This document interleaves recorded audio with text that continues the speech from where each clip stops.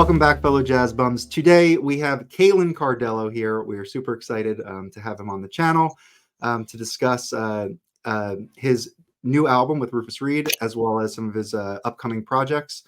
Before we get into it, remember to like and subscribe.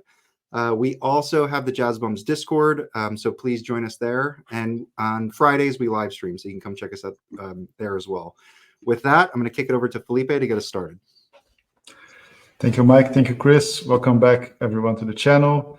So today we have Caelan Cardello, pianist, arranger, composer. He's native of Teaneck, New Jersey. He started playing piano at the age of 5, and then started studying both classical and jazz piano. And even at an early age, he was already playing with great musicians, such idols like Christian McBride, Jimmy Cobb, Ravi Coltrane, Brad Meldau, Wynton Marsalis, and many others. He was part of the organization Jazz House for Kids for about 7 years, where he learned even more from great jazz masters. He's been playing in many venues in New York City, the tri-state area, and across the country as well. Winner of prizes, many nominations at an early age. He just finished his jazz bachelor's degree at William Patterson University. Now he's currently pursuing a master's degree in piano jazz at Juilliard. And in 2023, he released his very first record with the legendary Rufus Reid.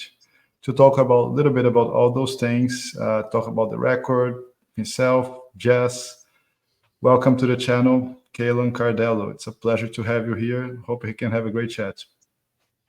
Thank you, guys. I'm glad to be here. I'm very excited to talk with you guys, and I've heard a lot about you, and I've seen the video that you guys made, and I'm very excited and honored to be a part of this. So thank you for having me. You're absolutely welcome. Thanks for joining us. So I guess the first question I have is, how did this new project come about? How did you get involved with Rufus, and maybe just tell us kind of how that happened? Sure. Well, man, it's a beautiful story because Rufus and I go back. He was playing bass with my first piano teacher. Her name is Lauren Hooker. She now lives in Arizona, but I studied with her when I started playing piano when I was 5, and at the time, in the time that I studied with her, she came out with I think a couple albums, and he was playing bass on them, and so I would see him at her album release shows and other various concerts. And so, we knew of each other, and he knew that I was a young up and coming, pianist, but we really connected summer of, I want to say, was it 2021? Yeah, summer of 2021, when I did the Ravinia Institute program that he does with Billy Childs and Steve Wilson. And it's this camp. It's this week-and-a-half long camp in Ravinia, which is just above Chicago. And it's a composer's camp. You go, it's about 15, 16 students. You're broken up into combos. And for the week, you just spend time with each other and write songs and, workshop them with Rufus and Steve and Billy. So it was a really great experience. But it was also a time for me to really connect with Rufus. I took a couple lessons with him, which we ended up just playing tunes. And so after that, we stayed in contact. We exchanged information, and I would call him from time to time. And then, in November or December of 2021, and I'm thinking now, I'm sorry, I'm wrong. This was summer of 2022 when this happened. Okay. Because this whole thing happened, last year. So so it was December of 2022 when he asked me to do this show at the Clavier House, which the album is that's where the album takes place, where it was recorded. Mm-hmm. And of course, I was super excited to play with him and to be asked to do a gig with Rufus Reid. I was over the moon. So we show up to the gig. We had we had rehearsed. We got together for like an hour and just played. So, you know, we didn't even play all the songs that are on the album. But I just figured it was just going to be a one-off thing. And, you know, we're playing for it. The Clavier House is a very intimate space. There was maybe 25, 30 people there. Oh wow. And so I did notice some cameras, but I figured, okay, it's just a live stream. So we play, and then afterwards, that's when Michael Fremer and Robin Wyatt came up and introduced themselves to me and my dad and Rufus, and proposed the idea, or at least planted the seed. And so, you know, I didn't know they were recording, so Rufus and I were both like, yeah, I mean, if this is something that you guys want to pursue and include us on, but, you know, a project you want to take on, by all means. And yeah, this is what has come of it. But Yeah. I never thought in a million years when Rufus called me for this that it would turn into this giant project. So I'm extremely grateful for that. That's nice. Yeah. It's kind of like right place, right time a little bit too, with just having Fremer in the audience, and then him being the producer. I know that this is his first kind of produced record, but he's been in the industry for a long time. He knows like the ins and outs, the who to use. So if you're going to have a record produced, I mean, it was done extremely as well as it could be done. So just a really great project. And I do like the idea of just how it all comes together, where you know, it may have not come like this was not planned. It just kind of happened as people experienced certain things and reacted and wanted to support. So I think it's really cool. So are you still playing with Rufus Reid? I think I heard that you were still playing some club dates in New York with him. Is that correct? Yes. Well, we had an album release show at Dizzy's Club at Jazz Lincoln Center. That was in November, and that same week we played. So I curate and run this series in New Jersey called the Jazz Series at this church in Wayne, New Jersey, Our Lady of Consolation.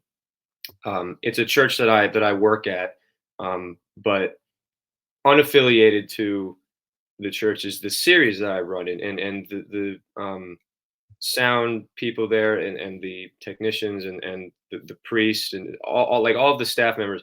They've been really cool, and I've worked there since I was a freshman at William Patterson, which was in 2018, 2019. So we have a really, you know, close friendship and bond.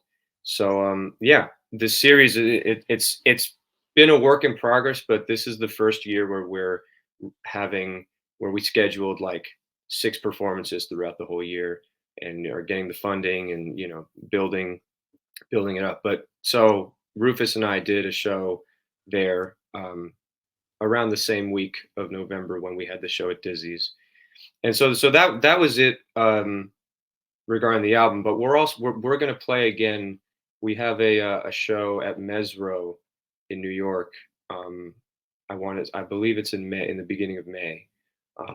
And that, I mean, yeah, we'll probably, you know, also be promoting the album, but also just playing, you know, that's, yeah. And hopefully more things in the future, because I love playing with him, and every time I play with him, it's a very big learning experience on the bandstand and off the bandstand. So, yeah, he's a great player. We were live streaming last night, and I was showing Eastern Rebellion records. I think he's on some of the later ones of that, so his name just comes up everywhere. He's so many great sessions. I just did a slightly off topic, but I just did a Cedar Walton tribute concert at Dizzy's with Willie Jones. Willie Jones, the drummer, Willie Jones, he led it. And I played the second set with a young bass player, who's a really good friend of mine, Jason Clotter. Willie had heard us play at Smalls one time, and we were doing a bunch of Cedar Walton and Sam Jones stuff. And so he invited us to play at the show. But the first set was Ralph Moore and David Williams, who were like, two of the original members of Eastern Rebellion. So it was just so cool. Like they started playing like Holy Land and Oh Hosted Road, like all the Cedar tunes, and we were just standing in the back like, oh my gosh, this is like, history. And you did on this record, you did Bolivia, which is which is a Cedar song. Mm-hmm. Yeah, and Rufus played with Cedar, and they were very dear friends. So Cedar is one of my idols. Compositionally, playing, just stuff that I've heard, stories I've heard and read, and things that I've read about him as a person and who he was. I really try to embody that in my person when I'm out and playing. Good. So going on in that direction, Caelan, how was the song selection for the record? How did you guys decide what to play, how to play? And I also think it was pretty cool that although there's some editing, to every song, there's like Rufus is speaking something, giving a short intro, talking about it. So how did you guys come up with the final song selection or what to play at a gig? Man, we just wanted to play. We were like, he was like, just throw out some tunes. Well, it was more the other way around, because I was being the young person. I was like, okay, you like whatever you want to play. And so he, one of the tunes on the album, it's the Nights I Like, that that's Rufus's original, so he wanted to do one of his originals, and of course I was more than happy to do that. But the rest of the tunes, we kind of just in that hour or so that we got together before the concert, we kind of just played a little bit and figured out what we both knew without having to use sheet music, so we could just be locked in. And those were just the tunes that came from that hour of playing. Very neat. I have a question about Cedar Walton. I don't know if he's my favorite piano player, but he's up there. And all the the stuff with Sam Jones and Billy Higgins. We talked about Eastern Rebellion. There's just so much that those guys, especially Billy Higgins and Cedar Walton, played together forever. What is it about Cedar Walton's playing that inspires you? That's a good question.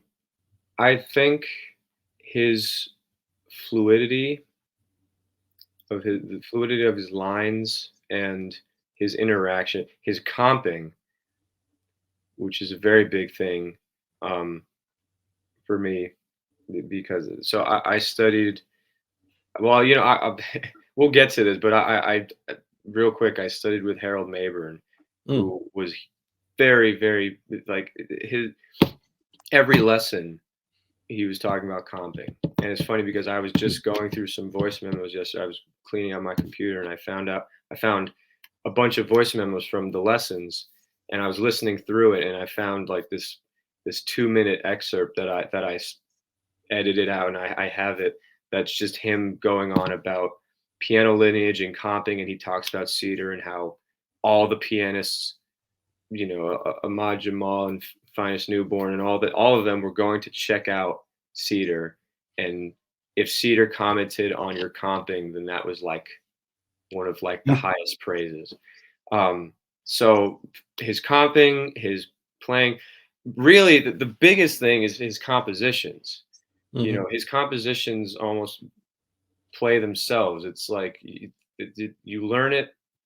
His music, although some of it may technically be hard, I've never ever struggled learning a piece of his. I've always I've listened to it once or twice and I've kind of internalized it, just because every one of his pieces has this vibe and kind of follows this format. It's hard to describe, but it's just, you listen to a piece and Cedar Walton wrote it, whether it's from the hits in the melody or the harmony and the way the harmony flows, so those are all the reasons why I love Cedar Walton. Yeah, for me as a non-musician, because none of us are really musicians, so that's why it's one of the reasons it's very interesting to talk to you guys, because we're trying to get that insight that we don't have since we don't play. But Sure. For me with Cedar, there's just like these moments, man, and when he's playing, and Yeah, it's so hard to describe, but it's just like some little phrase will happen or something, and you'll just be like, wow, it's just like very, just hits you hits me inside my soul for some reason, and so I just think it's really cool that's it. I love when people say it hits me in my soul. That's it. That's what musicians want. And that's why we play, is to move people. So thank you for saying that. So you mentioned Harold Mayburn, and can you give us a little bit more detail on that relationship and kind of your thoughts on what you've learned from him? And he's I have some of his stuff on Prestige. I have some of his earlier stuff, but I know that he had a pretty long career, and yeah. So anyway, if you want to elaborate on that. Well, I just got goosebumps because I every time I think about him, I get goosebumps because our relationship was short. I started studying with him the second semester of my freshman year. I had seen him when I went to William Patterson in the beginning. I didn't know who he was. I was even though I was a freshman in college, going to college for jazz, there was a lot that I did not know, and I was very much a classic, immature freshman in college, so, but to that point, I saw him and I just knew we had these things called dialogue days, which ensembles would perform, and then whoever was in the audience, students, faculty, random people from outside, like they could comment on the performance. And so Mayburn was always there, and he would just say so much to each ensemble. And I would see this in my first semester and be like, okay, like something tells you that like I need to study with him. And of course, I looked him up and I saw his extremely vast collection, of records that he's on and people he's played with and all that. So, yeah, I studied with him my second semester of freshman year, and then the first day of my sophomore year, and that was the day that he passed away, which is crazy. So he taught me, and then he taught one of my best friends, and then he went to have dinner with his son, and he passed away. So it was, man, but Mabes, he loved everyone with like a very intense passion, and it wasn't like a lovey-dovey. It was like you knew he loved you because of what he would say and do, and just the fact that he was commuting, taking public transportation from the city, every day he came to teach. He'd be at the school at like 8 a.m. and we're talking about a 80-year-old man commuting all the way to Wayne, New Jersey every day, and back. He and doing this all just to teach a couple lessons and ensembles and to pour his knowledge into us. And at the dialogue days, all the stuff that he'd say to the ensembles, you just could tell that he really cared and wanted to nurture everyone's talents and interests.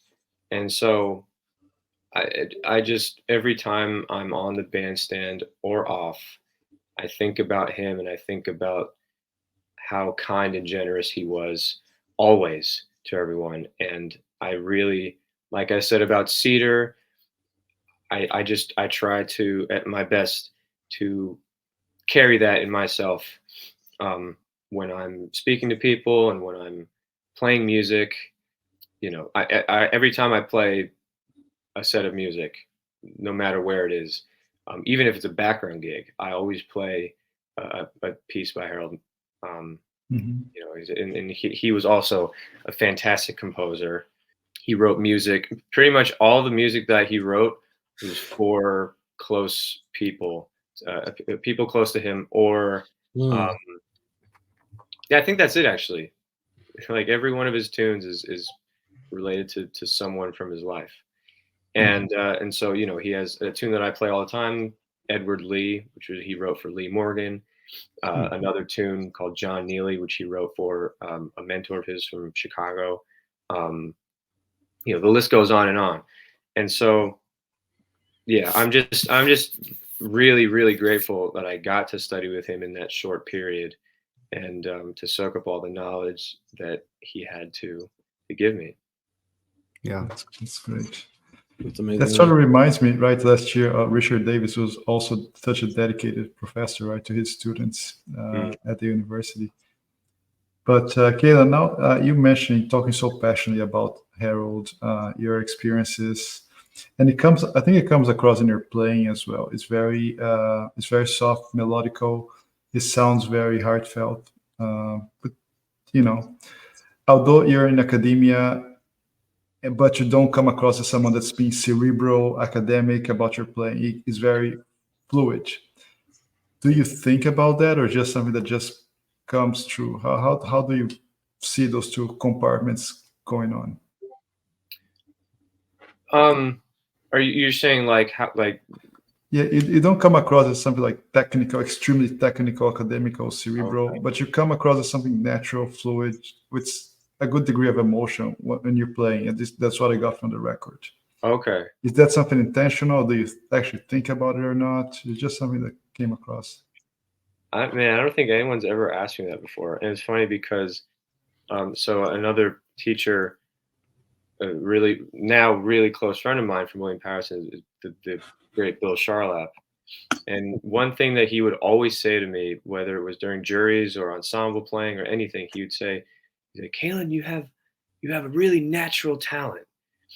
And every time he'd say that, in the beginning, I would think, well, I appreciate that statement, but I feel like I want to expand that.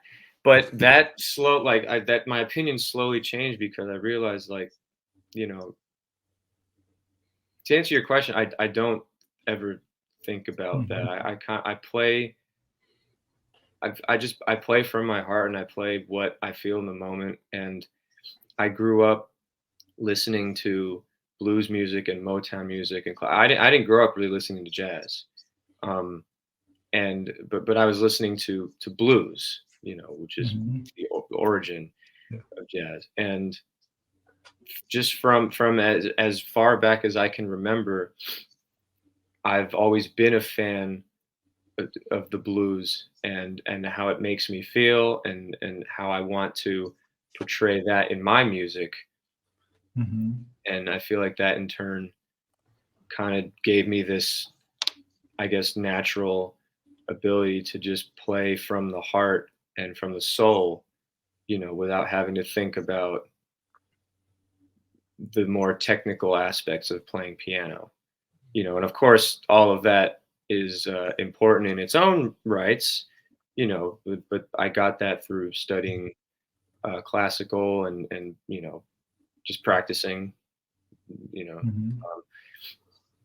But yeah, I think just having a natural ability to just feel music and play with emotion and wanting to connect with whatever audience I'm playing for on an emotional level.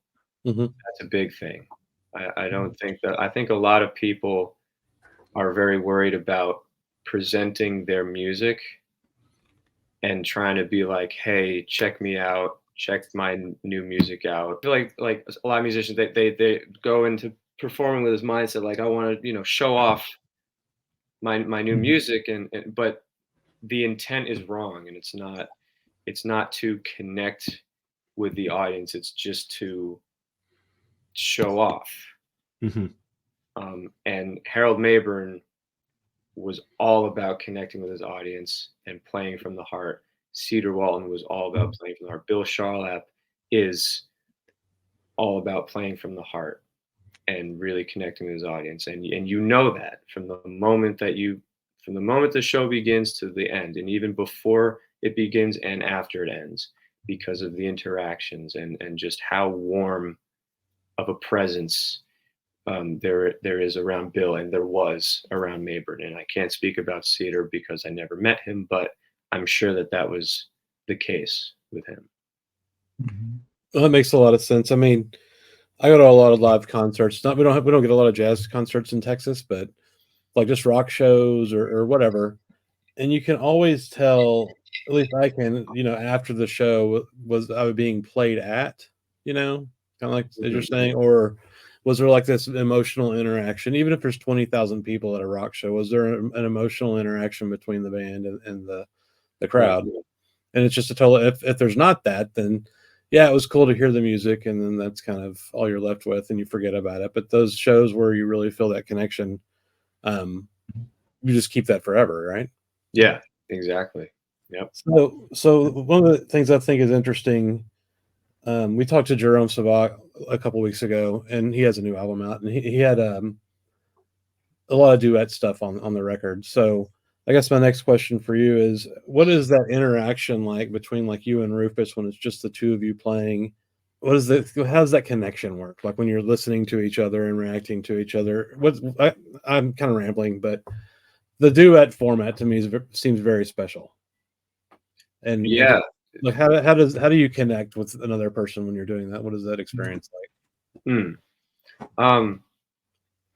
Well, you are right. The duo format is very special. It's special, and it's something that you don't see a lot of anymore. I think Rufus says that on the album in one of the times where he speaks.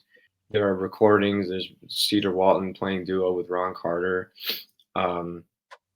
There's Oscar Peterson playing.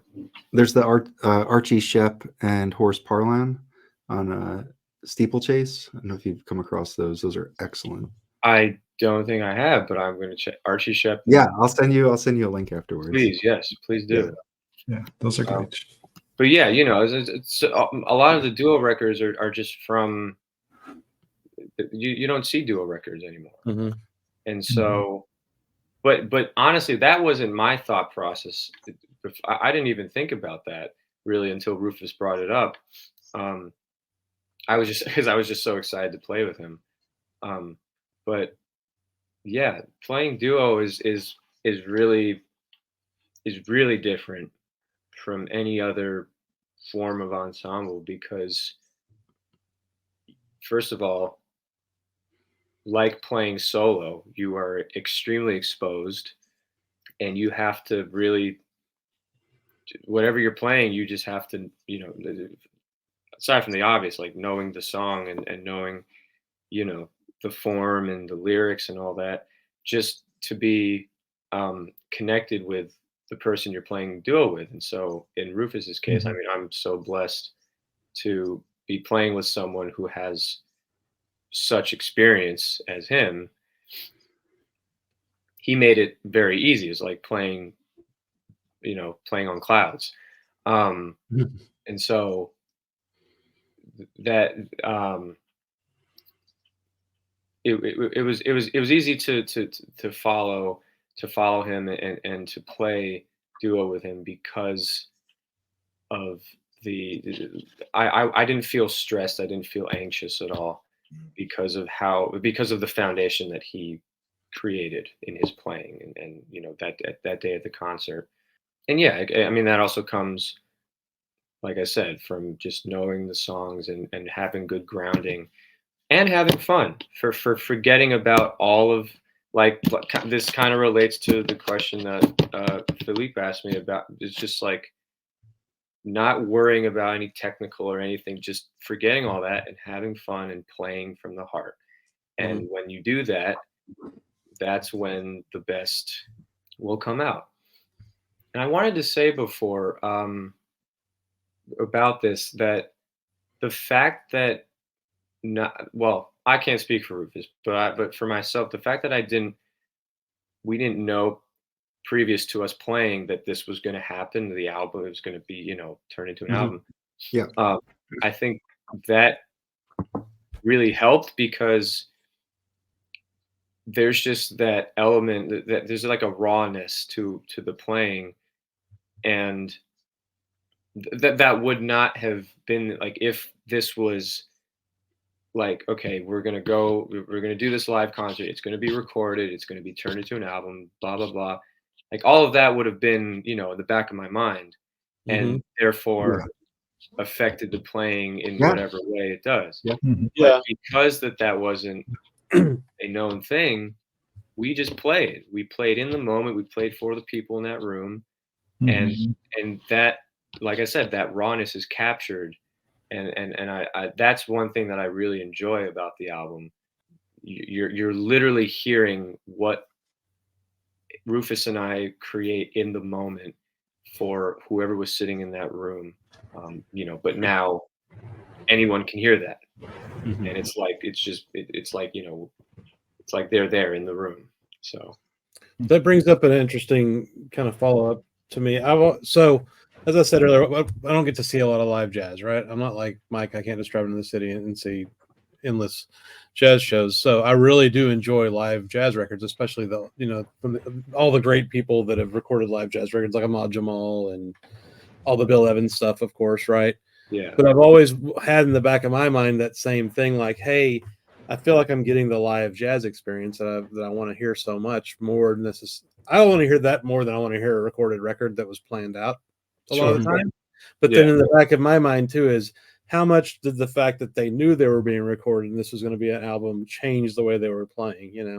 And I think it's interesting that you bring that up. So yeah. Well, there's got to be more pressure, right? I mean, there's got to be a certain amount of pressure for playing to people anyway. Well, I just recently got I got a live record from Jackie Bayard recently, and I'm sure that they knew that they were recording, and they were on fire. Like that may have lit the fuse. The fact that they knew it was being recorded, so it could, in a way, it still affects, but it could, it could hinder and it could help. I guess it depends. It depends. I was just hanging with Bill Charlap last week, and he invited me to Sear Sound because he was mixing his new upcoming trio album with the Washingtons, and that was from they recorded it last September at the Vanguard, and they recorded every set.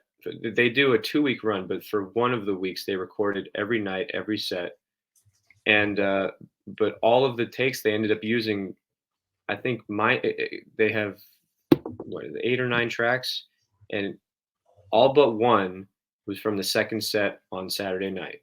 Oh wow! And so it's like, you're being recorded, but at some point. And the run at the Vanguard starts on a Tuesday, so by Saturday, I mean, you kind of just forget it, and you just go and you play, and so I mean, it would be different in a case like this where we're just playing one set, for 1 hour. But live recordings are the best, in my opinion, because there's just not the stress of being in a studio, and like. When you're in a studio, you know that you can go into the booth and edit and cut and paste and do all these, do all these things on the computer. Whereas a live recording, you can't just stop in the middle of a song and be like, wait, okay, no, let's start this again. You just play, and that comes out in the recording, and that, So most of my favorite albums are live recordings. So. That's cool. Yeah. That's cool. And Caelan, this was there's a huge list of who's who in the industry that worked in this album, right? Like top notch, from players, recording, the mastering, the mixing, pressing, the jacket, everything was like top notch, the highest quality possible. is it something that attracts you in a sense? I mean, are you like collect records or audiophile? Do you care about this? Did you get involved into this? How did that work for you? Did you get involved at all? Yeah, I mean, I do collect records. I want to say a solid 60. You know, it's growing. It's nothing crazy, but it's growing. Mhm. Yeah, I do love records. I love when they look clean and professional. Um, I don't know if did you guys interviewed Michael already? Yeah, Remember? yeah. Yeah. So I don't know if you mentioned this or not, but there was an entire other cover that was made for the album, which they sent it to me, and then I didn't like it as much as they did. They wanted to call the album "Who's the New Cat" Yeah. because that's something that Jim Luce, who was running the festival that we play at, he had said that into the mic, and I think that's also on the recording. It is. Yeah. Yeah. So, but I just was like, I saw it. I talked to a few people about it. I was like, it's a bit too corny for me. You know, I would much rather we just have it, like it. And I keep looking up because I have this giant. I'll show you guys. So when we had our Dizzy show, Robin Wyatt showed up with 3 of these giant cardboard cutouts of the album. Oh, cool. And so I have that's this. awesome. Yeah, it's pretty cool. And so I just have this sitting like behind my desk. Yeah, I really like the old school Blue Note look. Definitely. It's a solid cover. Yeah. Yeah. Yeah. But and then also regarding like the whole the Bob Ludwig thing, like I'm extremely excited and grateful for that. I didn't really know. I'm not a huge mixing and mastering person. I don't know like the who's who of that, but I do know Bob Ludwig, and so when Michael said that was all Michael though. He's a powerhouse of a human. But when he sent that email, I was like, oh, okay. This is what's happening now. Okay. Actually, he I think he mentioned that you visited him at his house. Is that correct? To like listen to. I visited Michael. Yeah. Yes. Yeah. We sat in What his did basement. So tell us about that experience. What did he? I think he mentioned he played like an Ahmed Jamal, the Alhambras Club or something that he Yes. played. He played Ahmad Jamal. Did he play some Oscar? Maybe some Oscar, and then also there was something else. Man, his basement is just records upon like it's crazy. I've been to I've been to like Christian McBride's place. I've seen some people's but Michael just it's like on another level. We're talking about like like when you walk in like I don't know. I got this when I was walking through his basement. It felt like walking through some like government building where you like have giant walls of files, except they're all records, and it's like a maze to get through to where his speakers are.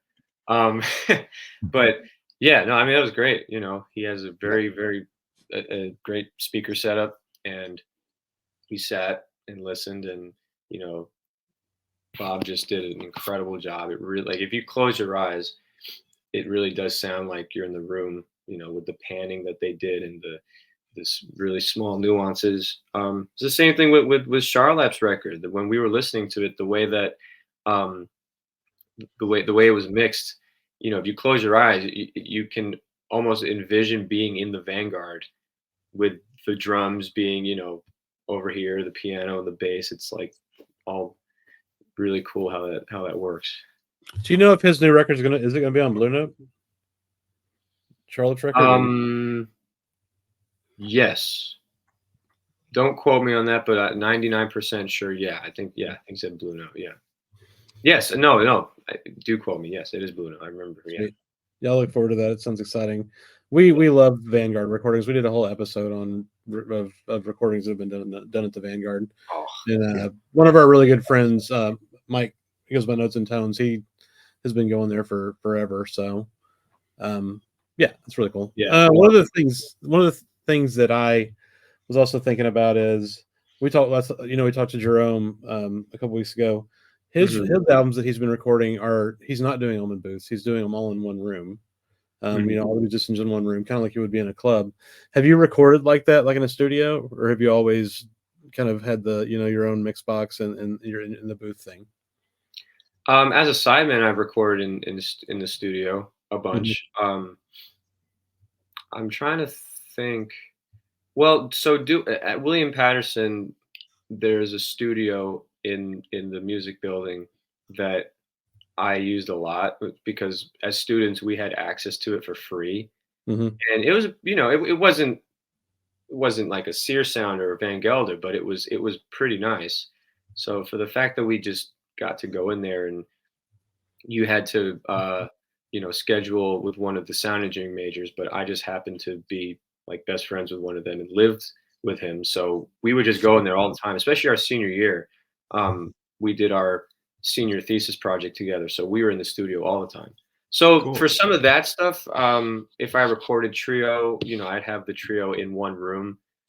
I really like just being able to be in the same room and see each other and that kind of vibe. But a lot of the sideman stuff I've done have been all isolated. I did this album that's coming out soon. It's a singer. Her name's April Varner.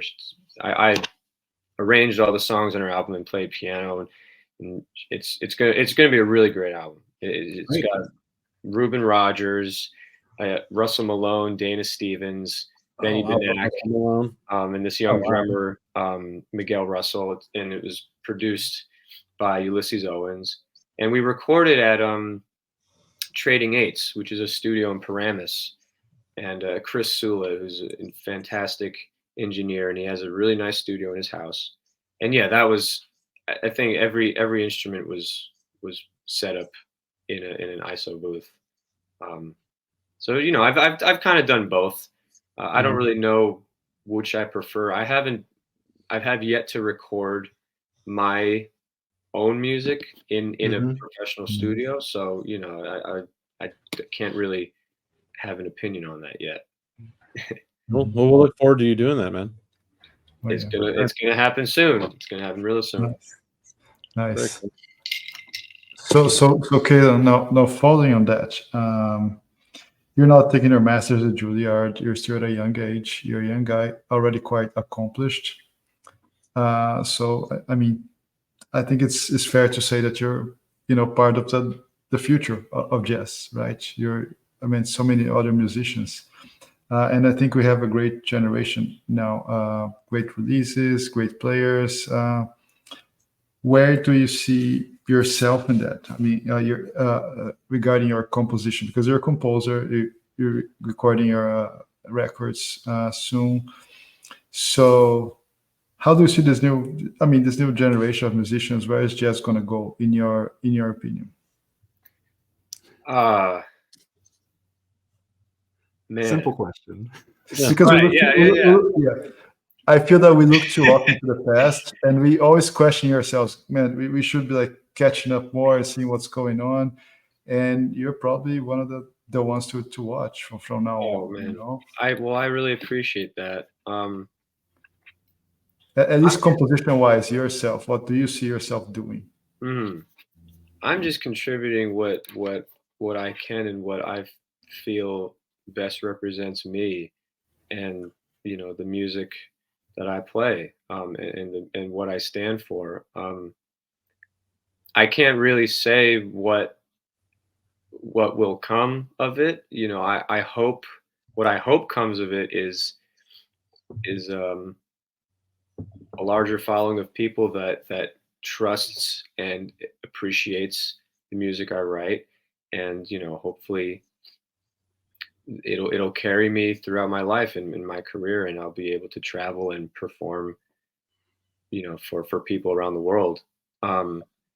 as far as jazz goes, I mean, who knows? You know, you look at the last 20 years, not even of just jazz, but music in general. It's like from 0 to 300. You know, the change from Roy, really, from Roy Hargrove. Like, there's so many options now, and so much that can be done, and that is being done.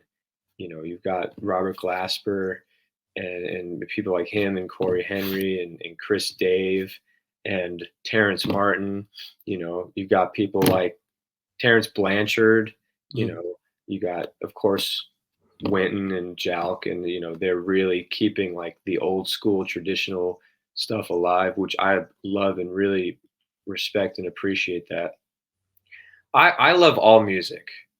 You know, I'm not one to, I never judge anything until I've listened to it, and even not even judge, just form an opinion.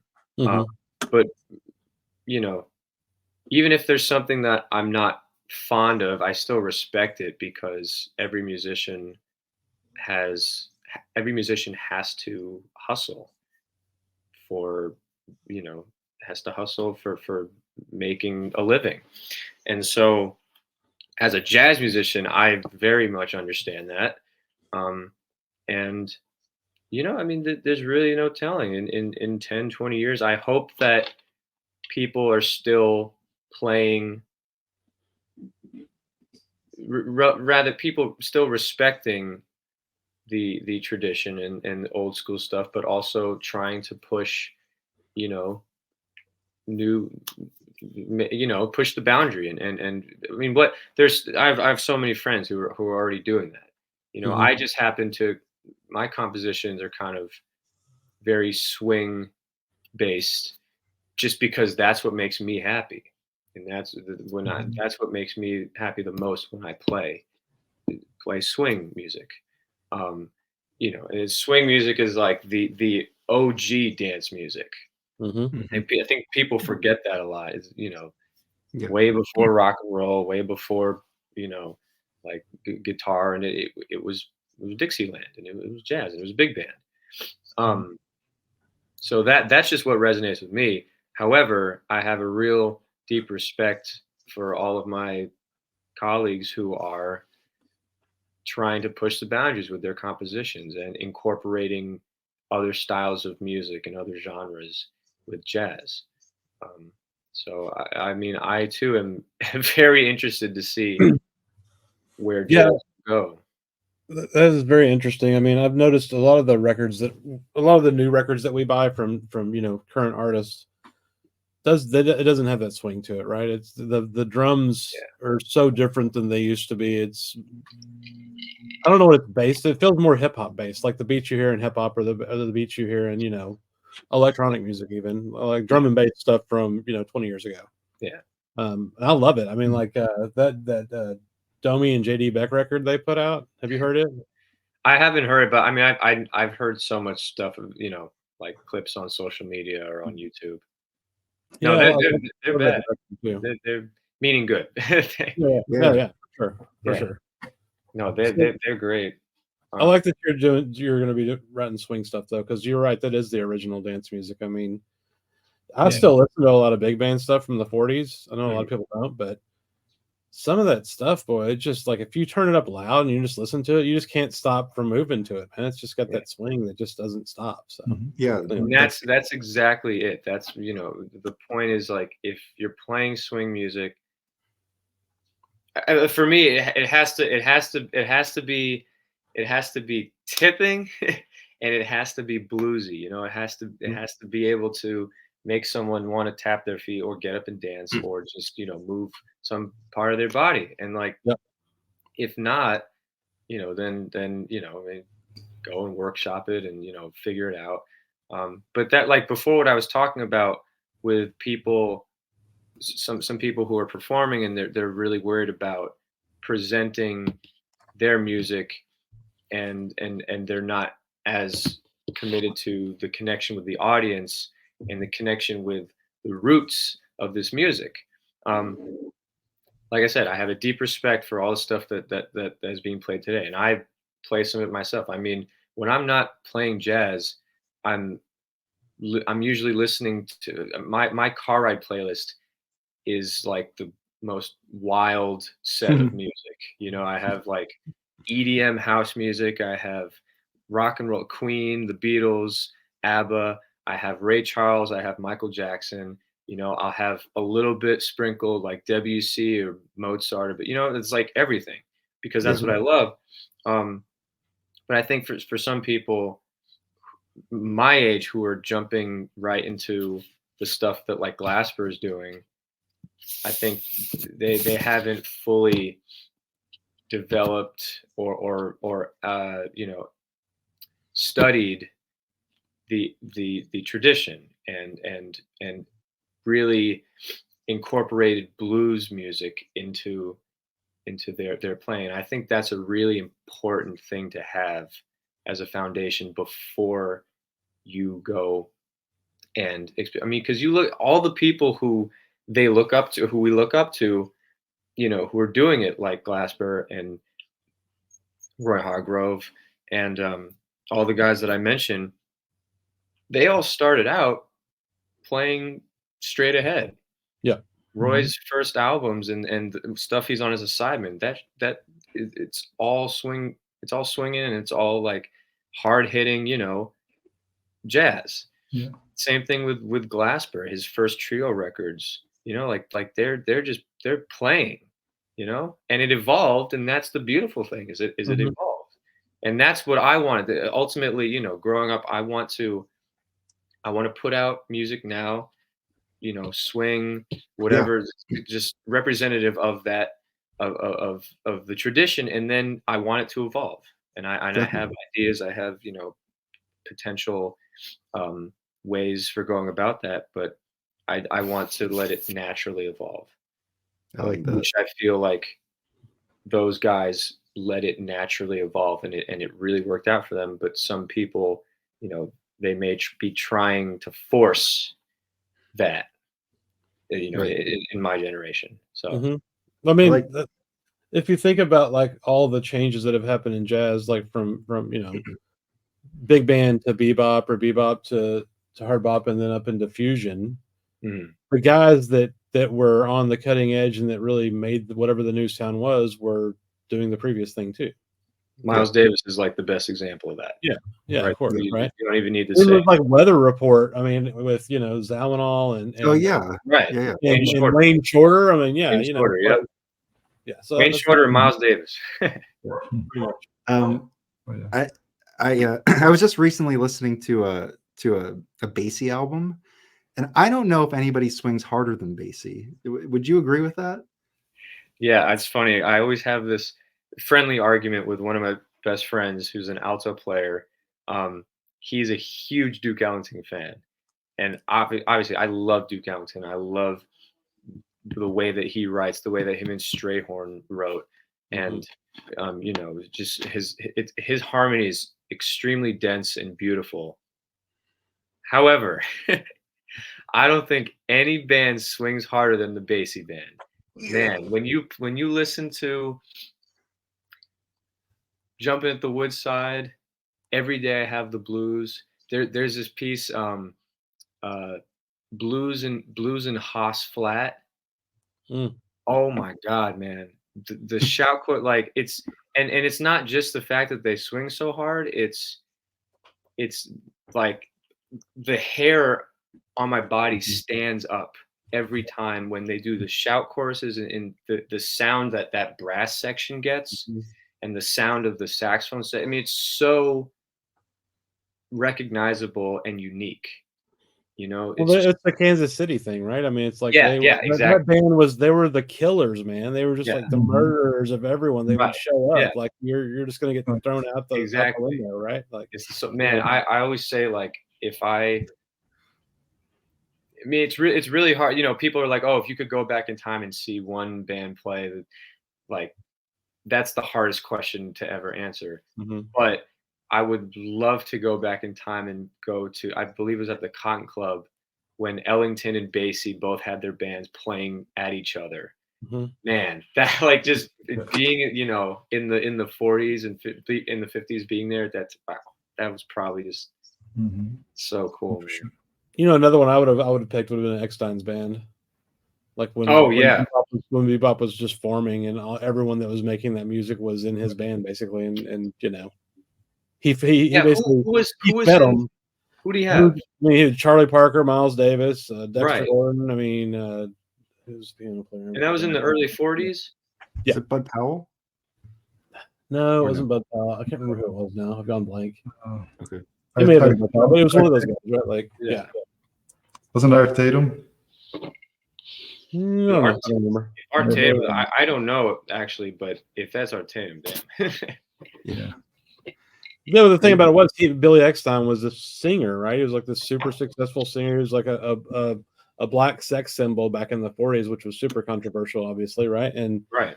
And so he gave them the space to start playing that kind of soloing and stuff, and paid them to be on his records and do shows. So anyway, I've always thought that was a super interesting band too, that nobody listens to, you know?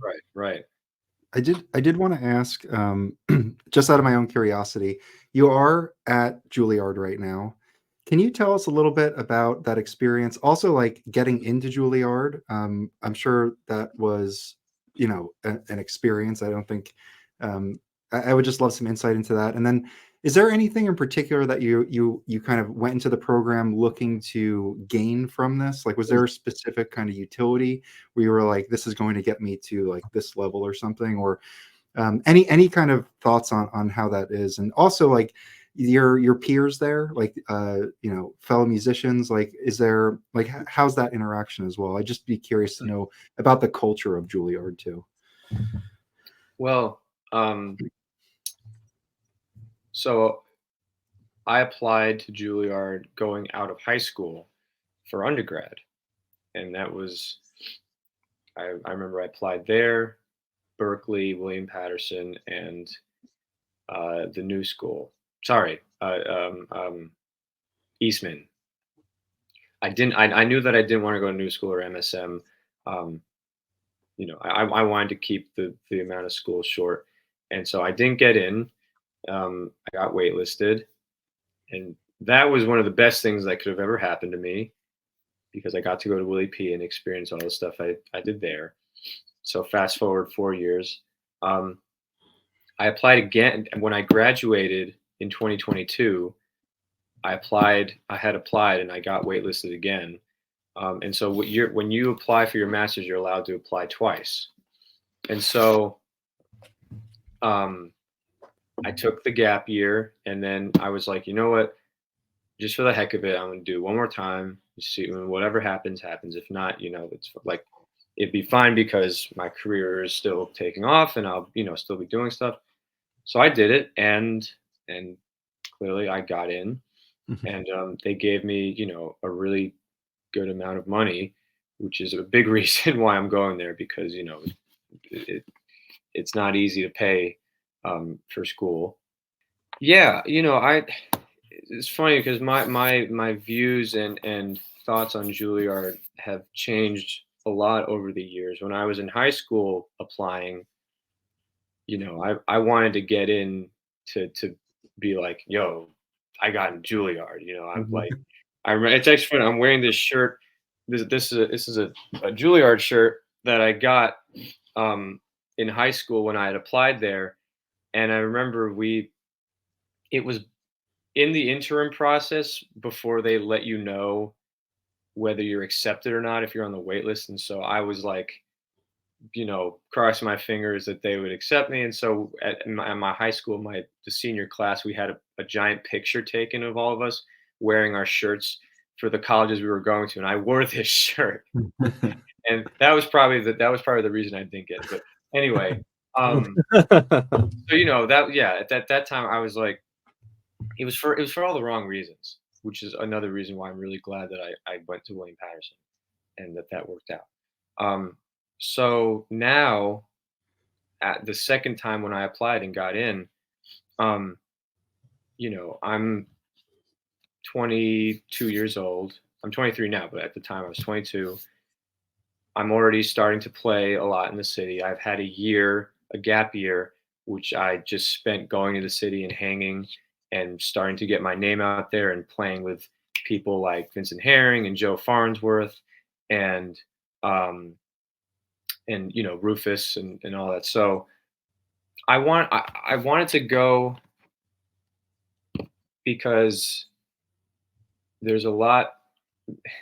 So the students who are there, I feel they really they all challenge me in a different way. And this was going into the school. I was like, of course we had to write like essays and stuff about why we wanted to. And during the live audition, I was asked multiple times, I go, why do you want to come here?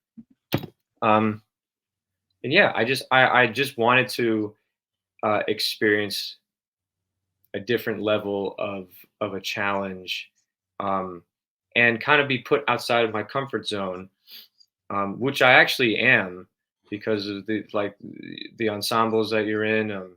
So I'm in this ensemble, and right now we're studying. We have a concert in March, and we're studying the music of the Art Ensemble of Chicago. Oh, wow. nice.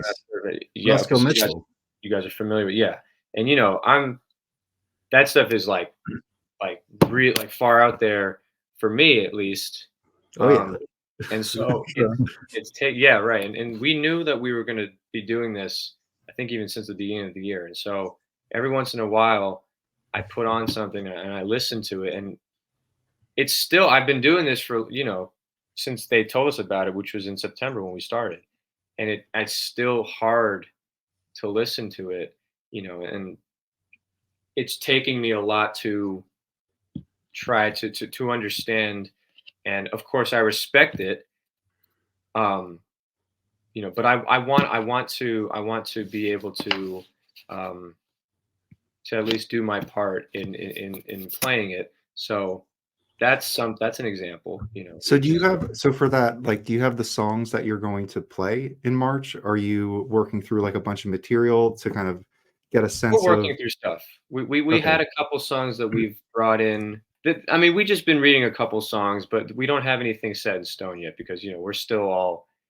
I think most of the people in the ensemble are in the same boat as me. Trying to really understand. They have a record called "People in Sorrow," and I feel like it's a little different than a lot of their other stuff in terms of like the like cacophony or like harshness. Mm-hmm. And that's where I started with them. And what's it called? It's called People in Sorrow. It's the Art Ensemble Chicago. I think originally it may have been put out in France, but then it was released here on Nessa. I'll send you a follow-up email. I'll drop a link to it. Yeah, please do. Thank you. Yeah.